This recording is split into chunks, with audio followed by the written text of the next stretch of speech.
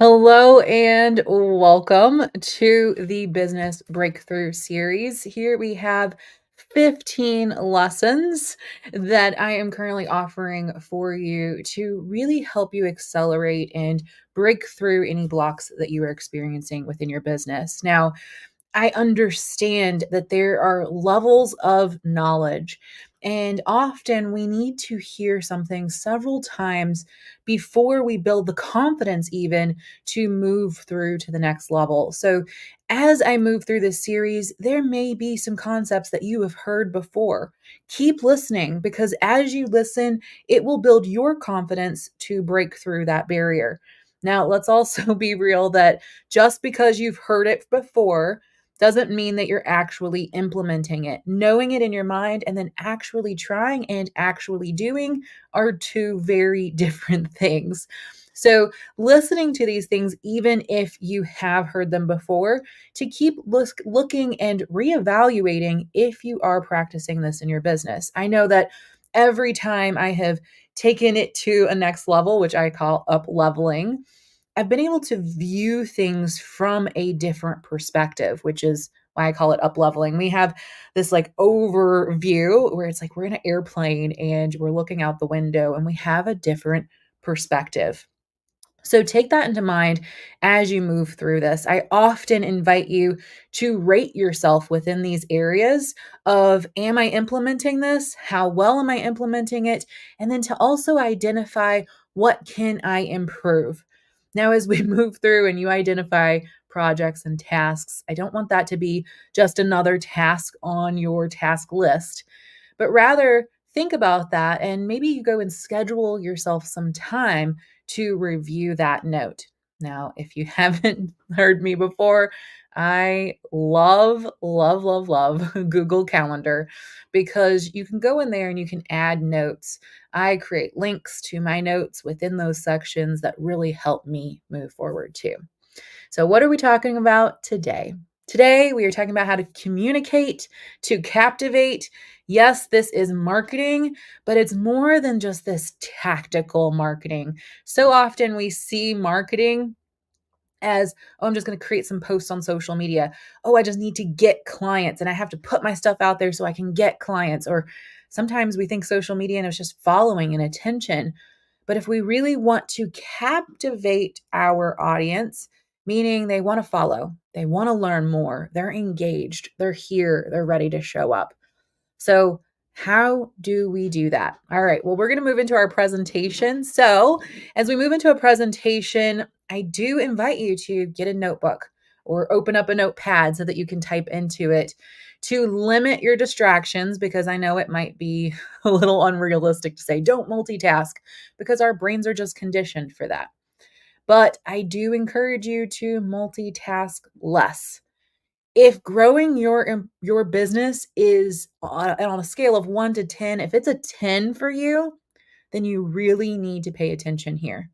If it is not that important, then go ahead and start multitasking, and maybe you're just here just to listen, just to get it inside of your mind. Just being real. All right, let's move into it. So, this is marketing. And there is some mindset. I'm always going to touch a little bit on mindset, but we are really moving into more tactical skills today. So, I want you to know I think the statistics can be really important for our brain to kind of latch onto that 23% increase in revenue can occur just by having consistent marketing and branding across all platforms. I say this because I don't always see this. And I see this as a common problem for so many people. You get to choose, yes, you get to choose how you want people to perceive you. And I have been the queen of this in the past, trying to do business on LinkedIn and trying to do yoga and meditation on Facebook and having multiple groups where I'm talking about mindful weight loss because I have educated myself in so many areas. I felt like I needed to do it all and I needed to do it all at the same time. Now, I wouldn't say that I was wrong, but I was having 4 or 5 different messages that were going out on different platforms. I see people creating multiple social media accounts on Instagram and multiple on Facebook and a few on LinkedIn. We have to choose what we want to be known for. We get to craft that. That's empowering, but that can also be sometimes daunting to go, I got to choose one thing and stick with it. But that one thing can be multifaceted and multi layered. If you were going to talk about habits, you can also talk about mindset. And you can also talk about how that applies to your career and how it applies to your life. And you can be robust and multifaceted in what you're approaching. But your core message, your core mission should be united and in alignment so that it can be seen across all platforms. Now, maybe I approach it slightly different on Instagram and slightly different on LinkedIn and on Facebook, but my core message is the same. And if we can do that, 23% increase. Let's just say, right, out of $100, 23% would be $23. So when we start increasing that number, we start increasing that number. Just a good statistic to keep in mind to hopefully help motivate you to keep that consistency. All right, so what we are going to cover today.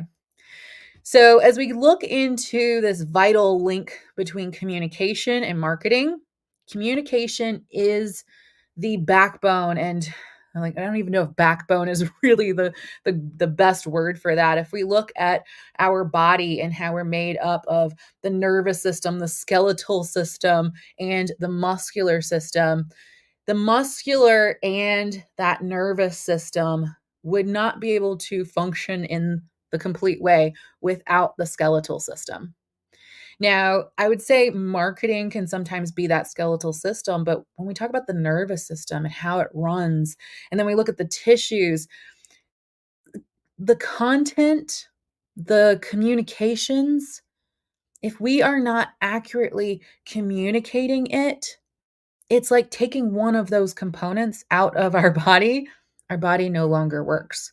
And if it does, it's just a representation. All right. Skeleton can't move without the muscles or the nervous system. All right. So it's how we are, and I use this word lightly, but convincing customers, but we're convincing them to engage with our brands, even just that engagement piece. So we're going to dive into how we can make every message count. We'll cover the basics on how communication serves as the bridge between our businesses and our customers. And then we'll talk about how to integrate messaging across various marketing channels for consistent and effective outreach. Finally, we'll look at how to measure our strategies with key metrics and how to refine and optimize our campaigns. In number 2, we're moving on to talk about crafting compelling messages and how when we create messages that resonate deeply and directly with the needs and desires of our audience, that we can use techniques to conducting that deeper analysis and understanding that connection with our targets. I'll show you how to ensure that your messaging is not just heard, but it's also clear, concise, and relevant. We'll look at addressing the pain points of your audience. And of course, we cannot forget what often I see a lot of people forget is that call to action, which is critical. All right, number 3, we're going to look at strategic storytelling. We're going to talk about how to unlock the power of strategic storytelling because storytelling is not just for books. It is a crucial tool in communication. It is how our brain is wired to process, and we're helping the brain process it. We'll explore elements of a good story and how you can use a frame to frame your brand's narrative. And we'll discuss how to connect emotionally with your audience, transforming your brand messages into those engaging stories that stick out to your audience. And I'm going to caution you to not be scared of telling the same story over and over. That was something that I used to be very fearful of, being repetitive. And in business, especially in communications and marketing, we do need to be repetitive because the mind learns through repetition. Consistency is also key, and we'll cover how to ensure that your story is told uniformly across, touching all customer touch points reinforcing your brand identity in every step along the way. And then fourth and lastly, we'll master the digital domain in an era of digital platforms, which is crucial. It's vital that we optimize our online presence, and I'll guide you through some platform specific strategies. That's a mouthful. So that we can tailor that to your unique needs, deciding which channels are going to be best for you, and looking at those engagement techniques, which I dive in even more in my 7-day social media challenge. Enhance your digital communication strategies, how to continually enhance them. And in this last section, I'll teach you how to actively engage your audience in those platforms as well. All right, how does that sound? Does that sound good? Sounds like we've got a lot to cover today, right? So I am going to talk a little fast just so that I can make sure that I cover it, because we need to see the holistic view of how all of this fits together. I know myself as a Capricorn, I really need to see the full picture so that I can understand the importance of all of these areas. Now, we are covering a lot, and I will tell you, out of all of this, I'm covering it so that we see that big picture. More importantly, out of all of this, I invite you to really look at the story that you're telling and the clarity of what action you want them to take at the end of that story. That is going to be the most important part of today. Now, Francine's already commented in the chat. Amazing at helping you form your stories. So we have lots of different resources and people. I'm not always the end all be all. So I help with the overall strategy, and then I have additional people that I can connect you with to make sure that you get exactly what you need. All about that collaboration over competition. All right, let's dive into our communications and marketing. All right, so as we dive into this, I lost my notes. One moment. The joy of being live. All right. So, understanding the link between communications and marketing. Well, communications is foundation in marketing. It's how we are conveying not just some words, not just what we want them to buy. If you've ever looked at certain brands, they have different vibes. They communicate in their brand subconsciously to us, such as if we look at common example of what we see nowadays is Apple versus Android, right? Android is a little bit busier, more customization. And for me, it's a lot more noisier versus if we look at Apple, it's a lot more simplistic, it's smooth, and it really speaks to a certain group of people as well, right? You know what to expect with both. People resonate with one over the other. And that's where we even often joke, are you an Android person or are you an Apple person? Because we can kind of see how people operate based on those choices.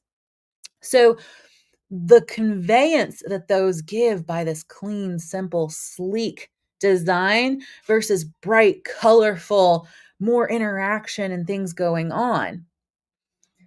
You get to convey what type of people that you want, right? Like different people are going to choose those two different brands based on what they resonate with or the type of person that they want to be. This can include if you want to work with other people. It includes how you want to be conveyed. So if you want this clean, simple, sleek, it also goes like, what am I promoting with that? So we need to understand how we're communicating with our colors, how we're communicating with our visuals, how we're communicating with the words that we choose, the placement of those words, and really overall what it is that we are saying. So it is bridging those gaps. When we're clearer and more concise, the biggest tip I could ever give anyone in business, communications, and marketing is to simplify it down to its most distilled level. If we cannot get to that most distilled level and then come back out, your marketing is going to be extremely confusing. If you're confused, your audience is going to be confused. So I love to say, pick your core words that people are going to associate with you. Pick those core emotions that you want people to feel when they are working with you or listening to you. Right? Like education is huge. I love educating. I hope people see me as an educating expert. And using those words within your marketing, giving those words to them so that they associate those with it. For example, my tagline is calm the chaos, make more money.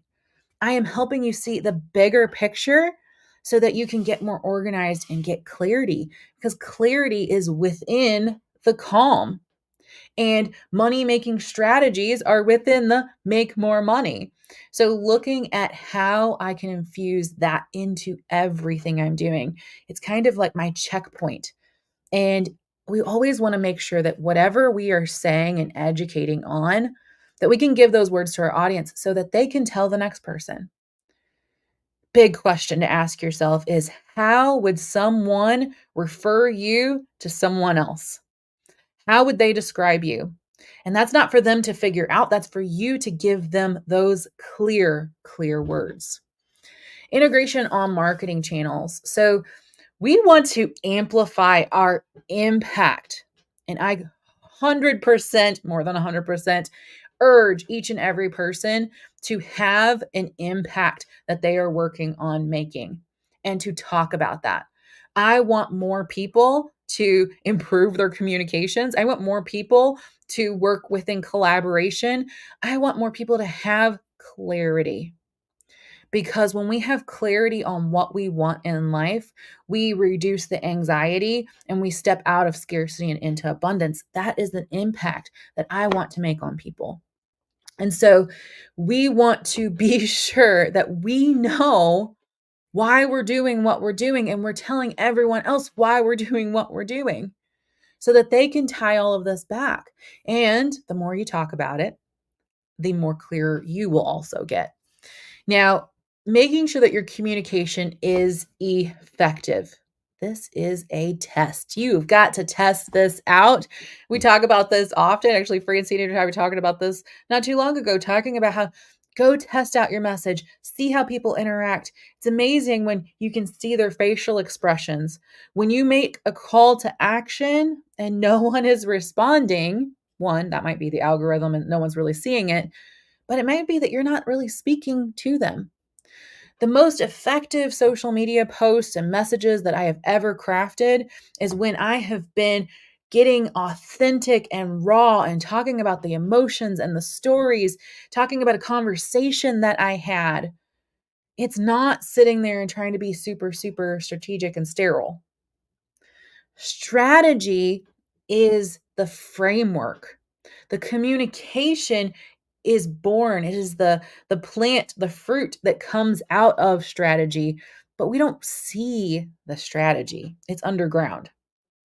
The communication is the invitation. And so we want to focus more on inviting people. Now, when we talk about crafting messages, let's move on to the next one.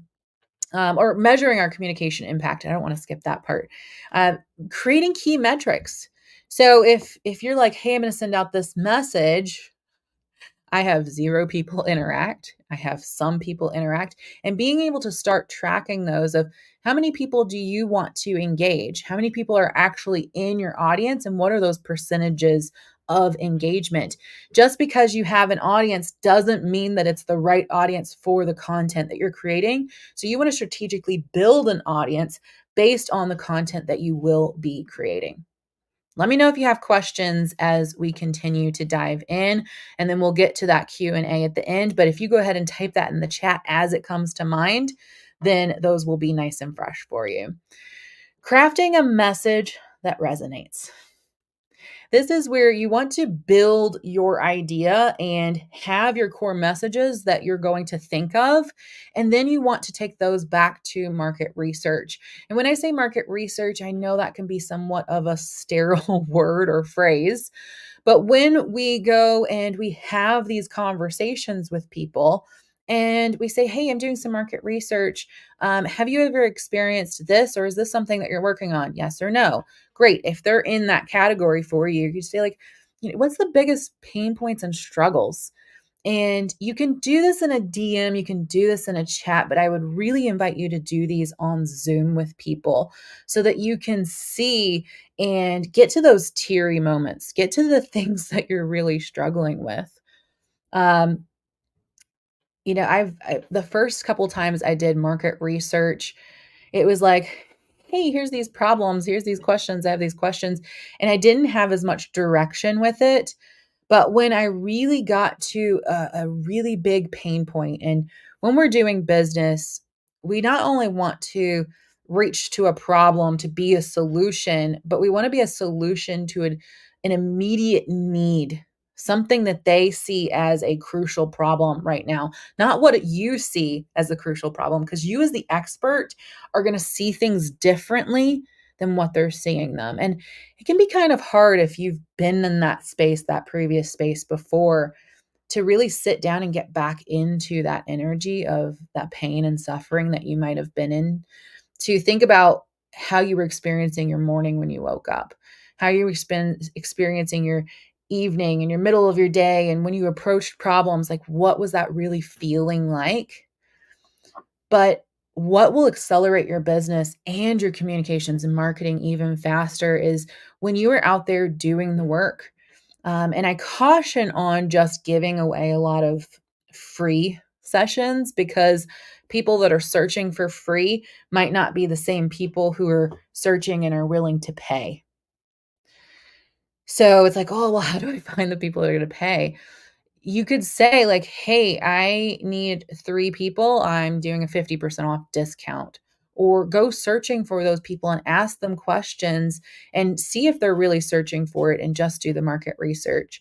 I have found that doing market research, and when I present them my offer and ask for their advice on how they see that, or if there was anything that they would add, sometimes that really does lead to a sale as well. That we're doing this out of service, that we're doing this because whatever it is that we're hoping to do, we really are hoping to make an impact. Such as if you are wanting to, let's say, help people with hormonal issues, or help people with fitness. Fitness is less specific.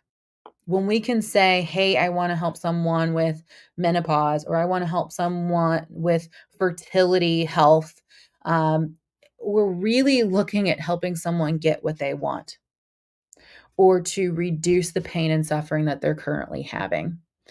Just fitness and fitness alone will get very shallow level needs, versus if we're saying hormonal problems.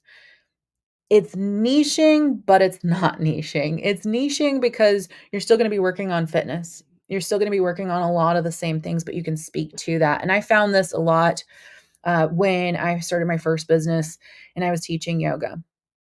And I thought about why I started yoga, and then I went and asked questions, and I said, what were the reasons why you started yoga? And most people said back pain. And it instantly took me back to when I was in so much back pain that I couldn't focus because my back hurted. I couldn't do all the things I wanted to do because my back hurt.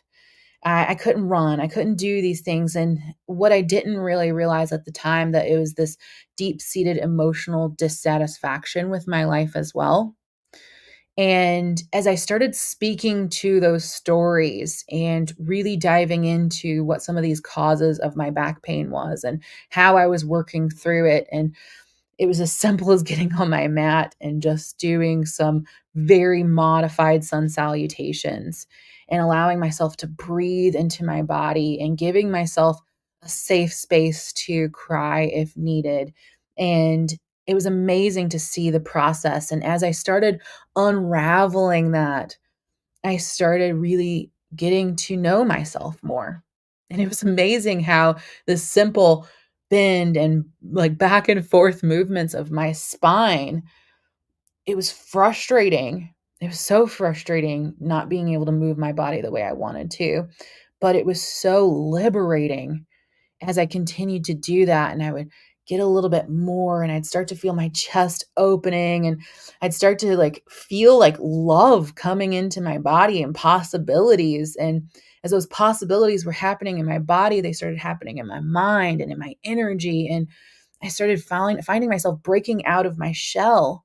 What I didn't realize was that my body was creating a shell because my emotions had been creating in a shell. And so as I moved one, I moved the other. But I can only tell that story because I was in it. And not only was I in it, but I was really in it. And so as I can tell my story, I'm not telling you necessarily all the poses that I did and all the meditations that I did, but it was a starting foundation that led me to continue my studies, that led me to deep dive into meditation, that led me to change my story of the woe is me story that I had always told myself. I began to shift my story. I began to take control. I began to visualize the life that I wanted. And there was a process that I had to go through in that. And I can tell you, like, within when I worked with people, I would talk about how we were going to work on the gut health because your gut was feeding your mind and your mind was feeding your gut, feeding what you were putting into your gut. And I would talk about the peace that I started to establish and helping people then like to grow my career. I used to just sit and like I would hand stitch little dolls because I wanted to feel like I could provide something to my children. Even though I was in school, I still didn't feel like I had a purpose and I was searching for that purpose. And it was me getting out of scarcity and experiencing abundance that led me to go, oh my gosh, there's so many people that are in this because they were in it with me. I want out of that scarcity and I can recognize when I come back in it. And I really want to help everyone else get out of this as well. I at least want to show them the path because I know that they have to do it. But as we start to get to these deeper messages, we get to the clarity and we continue to deep dive and deep dive and deep dive. The clarity, the message, the impact, these layers of impact are so crucial that we carry this, that we take the time to work on it because unless you're just in conversation all the time and you're writing down what you're in conversation on, this is going to be a struggle. To make sure that you're staying relevant to that message and then that call to action. A call to action if I told them the story that I just told you and say like it's time to get out of your shell. The call to action might be comment below if you're ready to get out of your shell. On so many levels, on a multifaceted level, comment if you are ready to like be the butterfly that breaks out of the cocoon. But not only that, I can then share with them what that's going to look like, what they're going to feel like, what they're going to be able to stop doing and what they're going to be able to start doing. Because so often they don't know what's possible. They don't know what's on the other side. And we need to know, right? Because the saying is the grass is greener on the other side. But what does that greener look like? What does getting over the fence? What is that experience going to be like? And I'm going to tell you that anytime we try to do something new, that it is a struggle. And most of the time people get on top of the fence. They work their way up to the fence. They get on top and then they look at the other side and they go, oh, I don't know. And they come back over. But if we provide them the tools and the strategies to help guide them, to hold their hand while they're doing the work, to say, you're not going to be alone. I'm going to be guiding you throughout this. This is so critically important. I have had people where I'm like, hey, I can help with your brand story. And they're like, great, here's what I do. And I'm like, okay, well, you're going to have to tell me a little bit more so that I can help you write this. Oh, well, I don't want to do that. I don't have time for that. You will not believe how many times people say this. And I'm going, I can't make your brand story for you, but I can ask you lots of questions. And sometimes that does help to pull those questions out, to help weave them together, to help hold the mirror up so that you can see it. But just to simply say, hey, I have a wine company and I'm selling wine. Here's wine. Here's the story of why I built this wine company. Here's the experience of why we sit and drink wine. Here's what we continue to do. Yeah, maybe we're giving back $1 of every bottle to this, encouraging people, showing them, guiding them, inviting them in, and having that call to action. So that call to action can be like, click the link below. It could be something very, very simple. Because if we ask someone to do something too complicated, like tell me your struggles, people typically won't comment that. If we say type a 1 or 2 below, that's easy. Select A or B, that's easy. Comment me, sometimes that can be hard. Comment an emoji. Inviting them to take those steps through your calls to action. Just posting a link is not enough because you're asking them to take this full step. Typically within social media, to create that one-on-one connection, especially if you're offering one-on-one services, you have to let them have an inch so that you can take the full step for them. You are guiding them along a path with your content and with your communication. Now, within that strategic storytelling is a powerful tool to captivate and engage your audience. The more emotion in the story, the better. The emotion of, and I won't go into it now because I might start crying, but to talk about my back and the pain that it was in, the pain that I felt I myself was broken, and I felt like I had to heal my brokenness to realize that I wasn't broken. It was the people around me that was making me feel broken. But at the same time, they can only make me feel something that I give them permission to allow, or a feeling that I've experienced because I've brought that onto myself. But at the same time, for me to own my power, it was like running. And when you do that first run or you get out of breath and you're out of breath and you feel like you can't catch your breath, you feel like you keep trying to take breaths and it's almost like someone's knocked the wind out of you. How do you catch your breath? How do you allow yourself to support yourself if you yourself has never been felt like you've been supported? How do you rewrite your stories? I can talk about, gosh, the pain of being a business owner and how we work so hard to not tell everyone the struggles that we're going through because we want to seem so perfect and like we've got it all figured out. But guess what? No one has it all figured out. We are human. We are all just continuing to develop and change. And so many of us get stuck in imposter syndrome because we feel like we have to be perfect. We feel like we have to have it all figured out. I'm still not the best of the best of the best business consultant. But you know what? I do know I'm a hell of a lot better than a lot of people out there. I do know that I bring certain qualities to the table. I know what makes me unique. I know what makes me stand out for the people who want to work with someone like that. I know that I'm not going to be every person's cup of tea, and I want to use that for my marketing because I want to attract the people that I want to work with, not the people that I don't want to work with.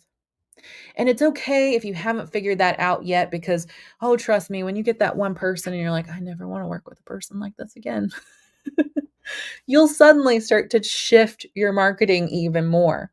or you can reach out to me and I'll help you with that. But building those emotional connections, we build connections through our stories and our experiences. I have met so many women that have been through a narcissistic relationship and have left and that had to rebuild themselves because they had been broken down. And I don't say mean broken, but they've been broken down, like where they felt like they were under the ground and they were having to burst through it again. I've talked to so many women who have had unhealthy female relationships and have had to rework to redefine their feminism and to work to be with women and find women friends. You have so many stories. You have so many experiences. And if you don't, and if you're not sure, you can use the stories and experiences of the people that you talk to by with protecting their identity, but to talk about the people you've talked about and the stories that they've gone through.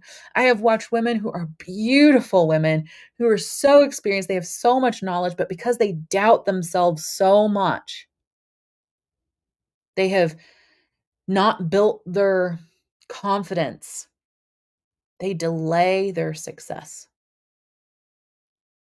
I have had people that they spend so much time and money buying these $47, $97, $9.97. They buy all these courses and they never fully take them. They never fully dive into them because they're so tired of having to just sit down and watch more videos. They want to be one-on-one with someone, but they can't seem to find anybody. I'm that person. I work one-on-one. And I say that because I used to be one of those people. I'm like, I just want someone to get on a call with me and help me gain clarity so that I can start making money. I know it's possible. We have to speak to the frustrations and the thoughts because we are all having emotional experiences. We experience life through our emotions, whether we like something or we don't like something, whether we find it interesting or not interesting, whether we were hot or cold, we're finding it through our experiences. And lastly, on this portion is consistency across all touch points. It's essential that our story is consistent. And this is a big turnoff for me. I don't know if you've ever had someone telling a story and then they're switching it up slightly, or they're saying that they were a single parent, but they've always been with the same person. And then and you're like, wait a minute, I'm getting lost in your story. Your story should be true. Your story should be consistent, and making sure that people know your story, because you know what? I retell people's stories all the time. I'll see someone speaking on stage and they talk about this amazing story. And I'm like telling someone else, oh, yeah, this woman, she had this story and this happened in the story. We can retell stories, but it's harder to retell a lecture. All right. So, how do we master? How do I master the mouse? How do we master communication in the digital marketing world? Digital communication varies sometimes significantly across platforms, but our tone and our style and the format can change on different platforms. Such as when I write a post on LinkedIn, I'm going to have a slightly different vibe than when I'm telling the same story on Facebook. And I'm going to keep it really short when I tell a story on Instagram. And I'm going to tell my story more vividly if I can do it live. But you need to know where your audience is primarily, right? I'm going to be more professional on LinkedIn. I'm going to be more vulnerable on Facebook. And I'm going to be a little more witty on Instagram. I can tell the same story. I'm just going to switch the tone. I'm going to tailor it. I'm going to have maybe a different call to action in each one, right? Like on LinkedIn, people don't DM. Yeah, message me. They're more likely to message you. On Facebook, they're more likely to comment below. On Instagram, I'd have them send me a message or leave some emojis. It's kind of a hybrid. And these engagement techniques, if we can broadcast them across platforms, and connect these platforms as well, like stories are really great on Instagram and Facebook. Anytime I make a post, I share it to my stories. And as soon as I share it to my stories, I get far more engagement. If I'm going to be live and I'm going to do some type of training series, I want to make sure that I'm reaching out to people and let them know that I'm doing this training series and why they should watch. Right? Like often people don't click and watch a training series unless they know what they're going to get out of it because you're asking them to invest time and money. So just going live all the time isn't the only strategy. People also want to read it. People also need to see it. So people need to see the words across the screen. They need to see it in multiple modalities. So don't just always go live or just only post, or just only do reels. We want to create a multi-purpose content. I could write this out into a blog post. I could create a social media post. I could create a reel that just shows images to give you this so that you can re-see it over and over and over. It is okay to be repetitive. I cannot say that enough. It is okay to be repetitive. Guerrilla marketing says that we probably need to see something around 19 times to take us from a no to a maybe. Another 19 times to see it from maybe to yes, I'll consider it. And then from yes, I'll consider it, we need something again to move us to yes, I'm all in. I see this all the time where people communicate why they choose to do things the way they choose to do it so that people can understand, because we can't assume that everyone thinks the way that we think or sees things the way that we see them. We have to explain the buildup and how we got there. And then using these analytics, a beautiful thing. There's like a professional background. If you put yourself into professional mode, I highly recommend it within Facebook and Instagram specifically. And then Facebook has the where you can buy, you can upgrade, and you can see who all's looking at your profile. You can see how much engagement you got onto posts, how many times it's been viewed. These things are important. Now, I'd say more than anything on LinkedIn is when you do things collaborative with people or you meet with people to be able to tag them so that you can put each other in front of each other's audiences, which is also true on Facebook. To look at what posts, what videos are getting more trends, but to also consider that algorithms might prevent people from seeing your stuff as much as you can work it to make sure that they do see your stuff. People spend time on different platforms at different times. So again, to make sure that you are bringing this across all platforms, make this your mission. And then it's like, great, I get to get paid for this too. But you only get paid for it if people are being invited in to your container. Therefore, you have to have a container to invite them into. And this is why Facebook groups work so great, and why we can have some type of platform or some type of subscription so that we can be in front of them to help them accomplish their goal. So let's cover some of these key takeaways that we talked today. And please let me know if you have any questions. Please let me know if you want me to expound on anything in particular. Please let me know what you're struggling with. And you might be like, hey, Izzy, I'm just struggling with all of this. I don't know what my key message is, and I'm not really sure how to do that. Or how am I perceived? It might be something asking a question as simple as that. All right. So integrating communication again across all channels. You can use software programs to broadcast that out everywhere. Now, as I mentioned at the beginning, is looking at which platform is going to be best for you. Sometimes we avoid certain ones because we're like, oh man, I'm gonna have to use LinkedIn. I don't know how to be more professional. I don't know how people are going to see me. I don't know what the strategies are there. LinkedIn is fantastic if you are wanting to work with professionals or corporate.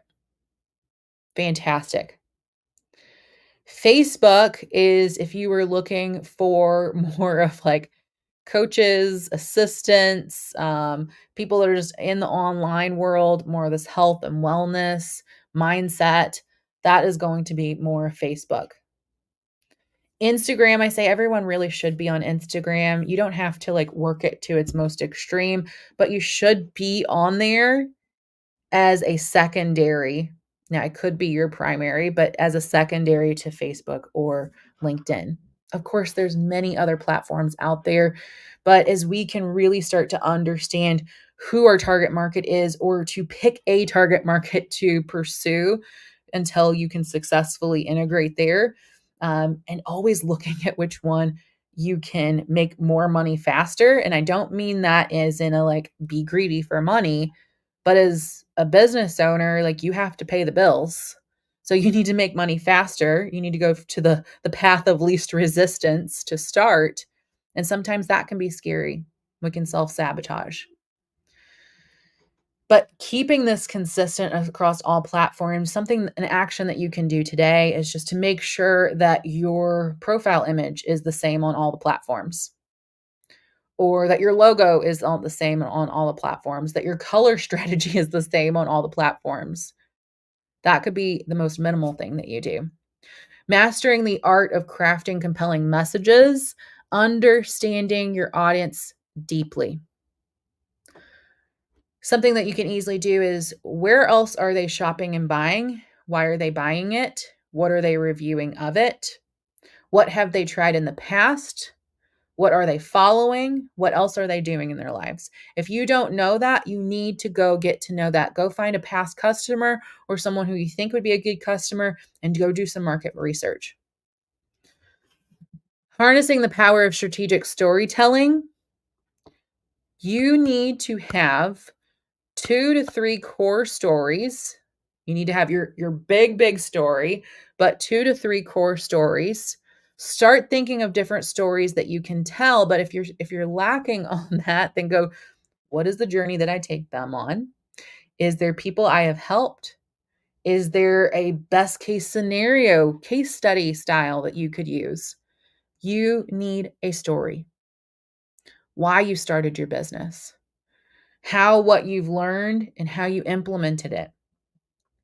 A well-crafted story can be so memorable, and it really can help you as you grow your business.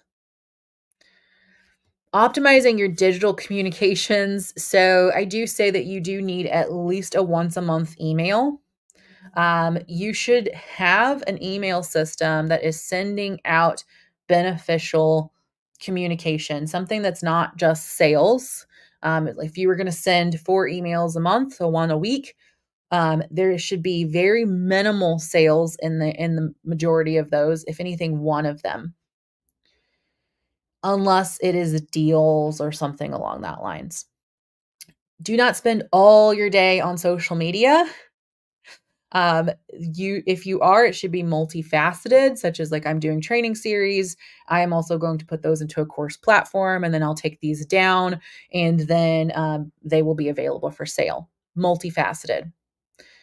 I should be creating, if anything, resources that go into my vault or my uh, all the stuff that my business owns, essentially. And as I do that, I want to create resources to get people onto my email list. I want to build a community and to build a following, but that community and following is means nothing if I do not communicate with them regularly and provide value. Engagement is a two-way street. Again, dialogue and conversation is the biggest component to refining and improving your communication so that they want to hear what you have to say. And measuring and adapting. I'm not asking you to change who you are or change your business, but it's the pivots to talk about the key aspects that they want to hear about. It is what would they search in Google? What articles are they reading? What headlines are grabbing their attention? Your business is about them, not about you. I love the scenario of, or the style of teaching of, your customer is the hero. You are the Yoda. Yoda's not the main character in the story. It's Luke Skywalker. Yoda is just the person who knows the knowledge to help guide them, help teach them so that they can go and carry out their mission. So make sure that you're not positioning yourself as the hero. All right. So let's bring it into Q&A. If you have any Q&A, this is the time to type it in, and I'm going to answer those questions. But I do want to let you know that I can work with you one-on-one to get your clarity, your offer, your messaging, your pricing, your packaging, your positioning. And it might just be working on just your marketing. So what I would recommend is for you to schedule a call. Let's map out what you would like to work on. Generally, pretty much all the time, anytime I jump on the call with anyone, I really do try to make that session as valuable as possible to you. Most people have said that that one free session is more than what they've gotten for their last 3 paid coaching sessions. So I want to make sure that you have value for the time that you put in as much as the time that I put in as well. And then it's an opening to say, would you want to work together? And if you say no, you are not going to hurt my feelings at all whatsoever. But it's just simply like, do you want to work on this? And if so, then we will say, okay, this is what the pricing would be. This is how much time it would take. And we strategize all of that out before we actually start working on together. So you have that choice. So if you would like a call, you can put a C in the chat. You can type in call. You can send me a DM. I say the chat typically works better, or the comments below work better, just so that it doesn't get buried if you're on Facebook. But I am here to help you. Yes, I am a real person. Yes, I really get on those calls. Yes, I really work with you one-on-one. And that is why I offer you a free call to start too, so you can get a taste of what that value might be. I've been duped several times where I get on a call and they're like, oh, they said they're going to do free coaching with me. And then it was a sales call. Or if it was just a bunch of them asking questions and they didn't really help me. It is not one of those. Those frustrate the hell out of me. So no, it's not one of those. Um, oh, that is another presentation. Don't worry about that. All right. So the business breakthrough series, I will see you next week. We're talking even more about customer acquisition. If you have not signed up yet, make sure that you get in on that. We've got the 14-day creating clients challenge. This, I changed my mind last minute and offered it for free again. This is easily worth $1,000. This business breakthrough is worth $3,000. So make sure that you're actually tuning into these. I have taken several paid trainings, very high paid trainings, and I'm teaching you what I've learned in those. So you are getting these for free currently. But they're not going to be free forever. So make sure that you get signed up for those. If you need any sign up links, just type link in the chat, and I'll make sure that you get you the right link as well. I'm Izzy Nalley. I don't think I told you. I have an MBA. I have a lot of degrees. I am addicted to school and learning. I say addicted lightly, comically. I love it. I love learning. I will never stop learning. I spend quite a bit of time learning, and I love practicing that and passing it on to you as well. So I will see you later. If you need anything, I'm here. All right. Bye.